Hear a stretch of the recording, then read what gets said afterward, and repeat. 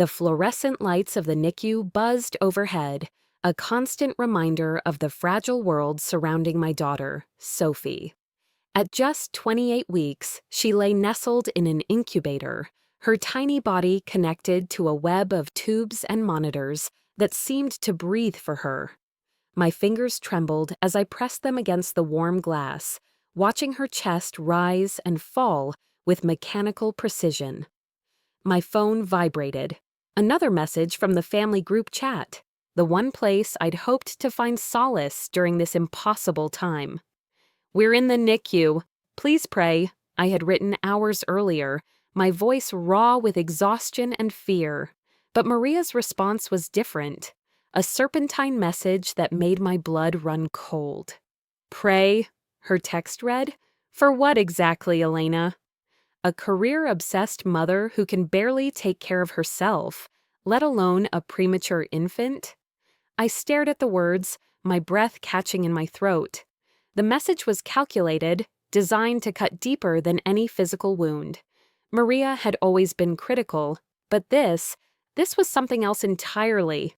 My mind drifted back to the past few months, the grueling design project that had consumed my nights, the fertility treatments that had pushed my body to its limits, the pregnancy that had arrived unexpectedly, challenging every carefully laid plan of my 32-year-old life.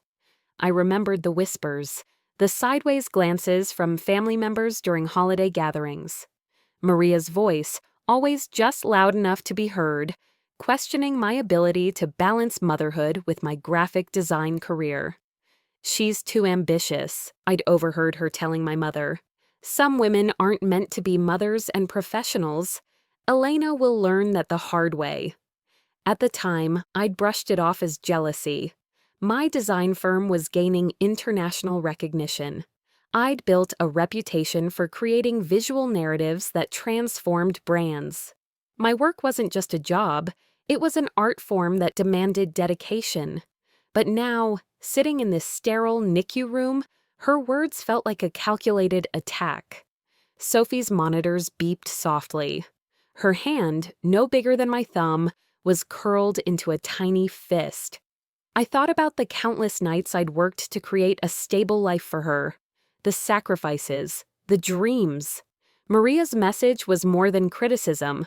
It was a deliberate attempt to undermine my entire existence, my professional identity, my worth as a mother, my very sense of self.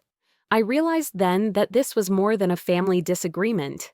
This was a calculated campaign to destroy my reputation, piece by carefully planned piece. My fingers tightened around my phone. Something had shifted. This was no longer about defending myself.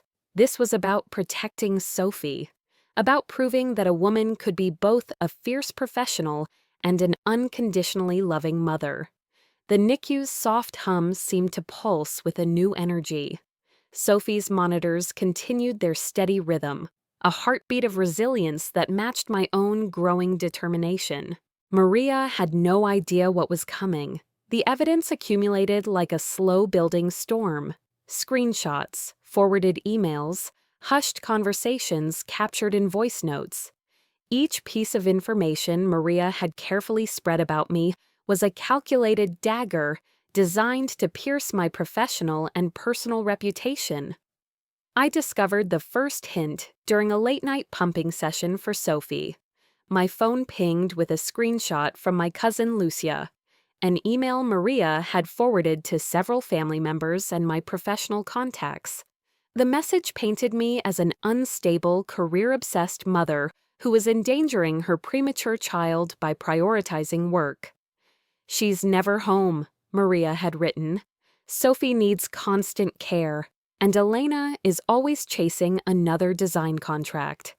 The accusations were meticulously crafted, each word calculated to create doubt, to isolate me, to make me appear as an unfit mother. My design firm's HR director called me 3 days later. "Elena, we've heard some concerning rumors," she said carefully. "Is everything okay?" I knew then that Maria's poison had spread further than I'd imagined. More evidence emerged, Screenshots of Facebook posts where Maria strategically shared concerns about my parenting. Messages to my mother suggesting I was neglecting Sophie's medical needs. A carefully constructed narrative of maternal failure. One particularly devastating voice note from an extended family gathering caught my aunt discussing my personal struggles. "She thinks she can have it all," Maria's voice dripped with condescension. "A premature baby, a demanding career, something will break." Each revelation felt like a betrayal deeper than the last. This wasn't just criticism, this was a systematic attempt to destroy my credibility, my professional standing, my very identity as a mother. My hands shook as I compiled the documentation, text messages, email chains, screenshots of social media posts, a paper trail of calculated malice. Sophie lay in her Nicu incubator, her tiny body a testament to resilience. And here was her own great aunt, working to unravel everything I had built. The emotional weight crashed down. Tears weren't an option. Anger burned too hot. This was a war Maria had started, believing I would remain silent. She was wrong. I took a deep breath, looking at the growing file of evidence. This was more than a family betrayal. This was a challenge to everything I represented, a working mother fighting against impossible odds. Maria had no idea what was coming. The conference room of Goldstein and Wright Legal Services felt clinical and precise, exactly what I needed. Michael Goldstein, a partner specializing in professional reputation management, spread my carefully collected evidence across the mahogany table. "This is more than just family drama," he said, adjusting his glasses. "Your aunt has systematically attempted to sabotage your professional and personal reputation." I nodded, my fingers tracing the edge of Sophie's latest Nicu photo. My daughter's strength had become my blueprint for survival. The strategy would be surgical, precise, calculated. First, documentation. I created a comprehensive timeline of Maria's actions, cross-referencing each claim with verifiable evidence, professional communications, medical records, witness statements from Nicu nurses who could attest to my dedication. My closest friend, Rachel, became my confidant and strategic ally. A forensic accountant by profession, she helped me map out the potential professional and personal repercussions of Maria's actions. "She's not just trying to hurt you," Rachel explained during one late-night strategy session. "She's attempting to completely dismantle your professional identity." We identified 3 critical pressure points: my design firm's reputation, my professional network, my family's internal dynamics.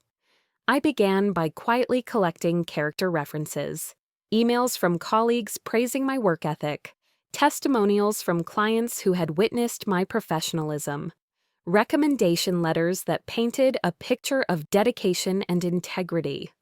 The legal consultation provided a roadmap, potential defamation claims, professional interference strategies, methods to protect my reputation without escalating into a public spectacle. My mother became an unexpected ally. Initially skeptical, she began to see through Maria's manipulations. Phone calls revealed subtle inconsistencies in Maria's narrative, lies that had gone unnoticed until now. I developed a communication strategy. Each response would be measured, factual, devoid of emotional reactivity. Maria had chosen emotional manipulation. I would counter with documented truth. My therapist helped me process the emotional toll. "This isn't about revenge," Dr. Henderson reminded me. "This is about reclaiming your narrative." Sophie's Nicu journey became my metaphor. Just as she fought for every breath, I would fight for my truth, methodically, relentlessly. The pieces were aligning. My response would be a calculated symphony of truth, professional integrity, and maternal strength. Maria had no idea what was coming. The first domino fell during the Rodriguez family's annual summer barbecue. I arrived with calculated precision. Sophie nestled safely in her carrier, my portfolio of documented evidence tucked discreetly in my messenger bag. Maria's face changed the moment I walked in. A flicker of uncertainty replaced her usual smugness. I chose my moments carefully. Conversations with aunts, uncles, cousins, each interaction a strategic chess move. I didn't attack. I simply shared truth, backed by irrefutable documentation. Did you know Maria attempted to contact my design firm's clients? I'd casually mention to my uncle Carlos. A printed email would materialize, showing Maria's attempts to discredit my professional work. To my grandmother, I presented the Nicu nurse's statements, glowing testimonials of my dedication to Sophie. Pages documenting every moment I'd spent advocating for my daughter's care. Word spread quickly. Family dynamics began to shift. My cousin Lucia, who had initially forwarded Maria's messages, approached me with tears in her eyes. "I had no idea," she whispered. "I'm so sorry." Maria's professional network began to hear whispers. Her volunteer work with local charities came under scrutiny. The same tactics she'd used against me now turned a spotlight on her own reputation. My professional contacts rallied. Recommendation letters arrived unsolicited. Clients sent messages of support. The narrative was changing, and Maria found herself increasingly isolated. The breaking point came unexpectedly. A family friend who worked in HR reached out, concerned about Maria's pattern of professional interference. Suddenly, her own job was at risk. I didn't seek revenge. I simply allowed truth to illuminate the darkness Maria had tried to create. Sophie's doctors became unexpected allies. Medical records proved my commitment, my attention to every minute detail of her care. Each NICU visit documented, every medical consultation meticulously recorded. My mother was the most surprising transformation. Initially skeptical, she now became my strongest defender. "I raised you to be strong," she told me, holding Sophie. "I see now how strong you truly are." Maria's attempts to control the narrative began to crumble.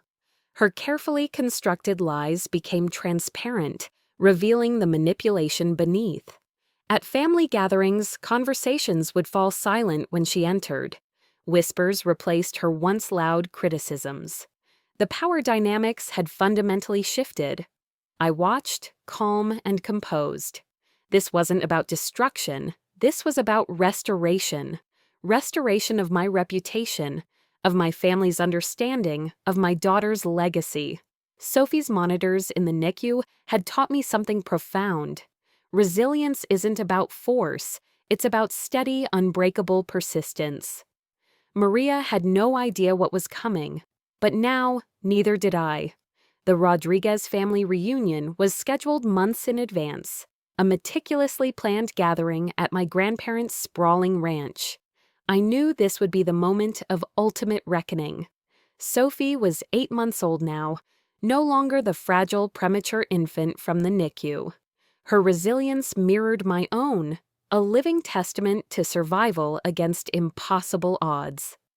I arrived early, dressed in a deep blue power suit that spoke of both professional success and maternal strength. My portfolio sat beside me, a quiet reminder of the documented truth I carried. Maria arrived precisely at noon, her usual confidence noticeably diminished. The family dynamics had already shifted. Whispers, sideways glances, the careful dance of familial tension. My grandmother, traditionally the matriarch who held everything together, watched with unusually keen eyes. "Elena," Maria began, attempting her usual condescending tone, "we need to talk about Sophie's care." I didn't respond immediately. Instead, I methodically spread out the documentation I'd collected: NICU records, professional recommendations, character statements, medical reports, each document a weapon of truth. "Let's talk," I said calmly, The family room fell silent. Aunts, uncles, cousins, all watched with a mixture of anticipation and dread. I began methodically. Each accusation Maria had spread, I countered with documented evidence. Her attempts to sabotage my professional reputation, her manipulative messages, the calculated way she'd tried to turn the family against me. "You tried to destroy my reputation," I said, my voice steady, "not just as a professional, but as a mother." Maria's facade began to crack. Her usual confidence evaporated under the weight of irrefutable evidence. My mother, who had remained silent for months, spoke up. "Is this true?" she asked Maria, her voice a mixture of disappointment and anger. The room held its breath. Maria attempted to deflect, to minimize. But the documentation was overwhelming. Text messages, emails, recorded conversations, each piece a testament to her calculated betrayal. My grandmother, typically the family peacekeeper, surprised everyone. "Enough," she said quietly. Her words carried the weight of generations. The confrontation wasn't about winning, it was about truth, about reclaiming a narrative that had been stolen from me. Sophie played quietly nearby, oblivious to the emotional storm surrounding her. Her presence was a silent reminder of everything I'd fought for. As the afternoon wore on, the family dynamics fundamentally transformed. Maria found herself isolated, her manipulations exposed. I didn't feel triumph. I felt something deeper, vindication, peace. Sophie crawled to me, reaching up with tiny hands. In that moment, I realized my true victory wasn't about defeating Maria. It was about protecting my daughter, about proving my strength. The Rodriguez family would never be the same, and neither would I. The weeks following the family confrontation brought unexpected healing. Sophie's first birthday became a watershed moment, a celebration of survival, resilience, and unexpected transformation. My design firm not only retained me, but promoted me to creative director. The very reputation Maria had tried to destroy now shone brighter than ever. Each project became a testament to my ability to balance motherhood and professional excellence. Therapy helped me process the emotional landscape of betrayal and recovery. Dr. Henderson guided me through understanding the complex family dynamics that had allowed Maria's manipulation to take root. "Healing isn't about forgiveness," she told me during one session. "It's about understanding and moving forward." My relationship with my mother underwent a profound reconstruction. Late-night conversations revealed generational patterns of silent suffering, of women who had been told to endure rather than challenge. "I'm proud of you," my mother said, one evening, watching Sophie play. "Not just for standing up to Maria, but for breaking a cycle of silence." Maria remained on the periphery of the family, not entirely cast out, but fundamentally changed.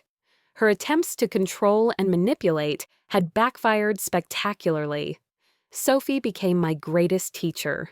Each milestone, her first steps, her first words, was a reminder of the strength that existed beyond external judgments. She was resilient, fierce, unapologetically herself. My professional network became an unexpected support system. Colleagues who had witnessed my journey rallied around me. Speaking engagements followed, where I shared not just my design expertise, but my story of professional and personal survival. The Nicu doctors who had fought for Sophie became more than medical professionals. They were witnesses to a journey of extraordinary resilience. "Some babies fight to survive," Dr. Ramirez told me during a follow-up appointment. "Some mothers fight to thrive. You've done both." Family gatherings transformed. The toxic dynamics Maria had cultivated began to dissolve. Honest conversations replaced whispered criticisms. Support replaced judgment. My Aunt Lucia became an unexpected ally. "I should have known better," she confessed during one family dinner. I should have questioned instead of simply listening. Sophie's baby book became more than a record of milestones. It became a testament to survival. Each page a chapter of resilience, of a mother and daughter who refused to be defined by others' limitations. The design project that had consumed me during my pregnancy now stood as a globally recognized campaign. Success was the most profound response to Maria's attempts to diminish me. I realized revenge wasn't about destruction. It was about creation, about building a life so full, so vibrant, that past attempts to tear me down became insignificant. As Sophie blew out her first birthday candle, I understood the true meaning of victory. It wasn't about proving Maria wrong. It was about proving myself right. We were more than survivors. We were warriors. 5 years later, Sophie stands at the window of our home office, watching the sunset. Her hand rests on my design portfolio, a collection of memories, achievements, and stories.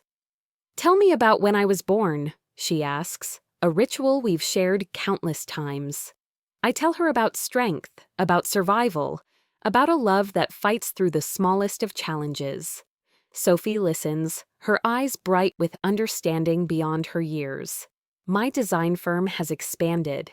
Sophie's prematurity sparked a global awareness campaign about neonatal care that touched millions. What Maria intended as a weapon of destruction became a catalyst for change. Family gatherings are different now. Honest, supportive. Maria exists on the periphery, a reminder that transformation is possible. Sophie picks up a photo of her Nicu days. "I was tiny," she observes. "But mighty," I respond. Our story isn't about revenge. It's about resilience, about a mother and daughter who turned challenges into opportunities, about the extraordinary power of believing in oneself. As night falls, Sophie curls up beside me. Another day of possibility awaits.